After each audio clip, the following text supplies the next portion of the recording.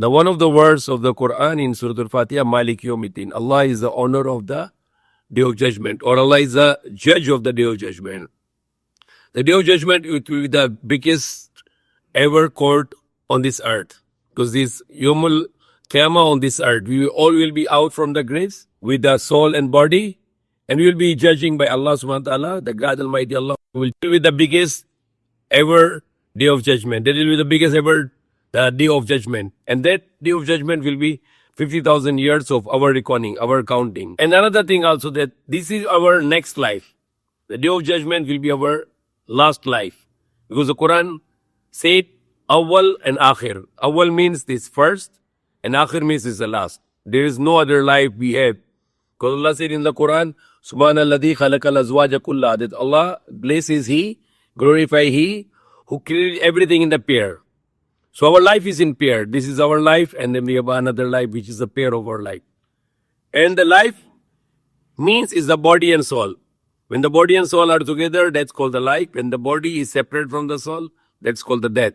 Now some people are trying to wrong the Quran because they bring some hadith, and this hadith is telling them that the soul will come back in the grave and the person will be going to alive.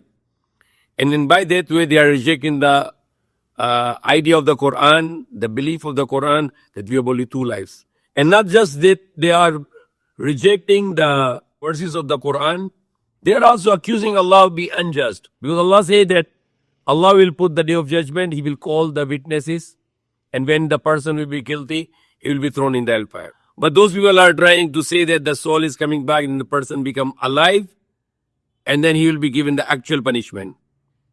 And they are making in their belief that the Day of Judgment will have no use anymore because the punishment already started here.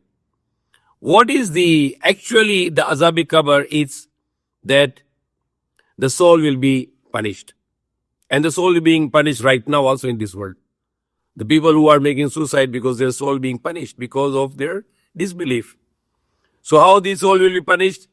The soul will be also said that you are going in the hellfire, and because of that news, the soul is going to be tortured. They'll be feel unhappy, and then the question and answer will be to the soul.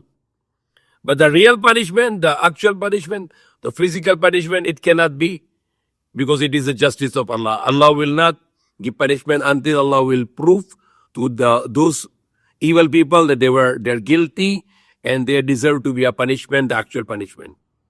Like for example, the police caught you, the police bring you to the lockup, and the police started to implement the punishment on those accused.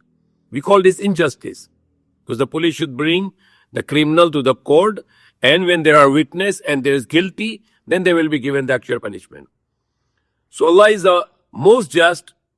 That's why He is not going to punish people physically, actually, until the Day of Judgment. Even the Quran said that Ali Fir'aun are being present to the hell, and they are saying that you will be entering this in the Day of Judgment. Not right now. So it is the system of Allah. In case of the blessings, Allah can enter the soul of martyr in paradise with the body of the birds.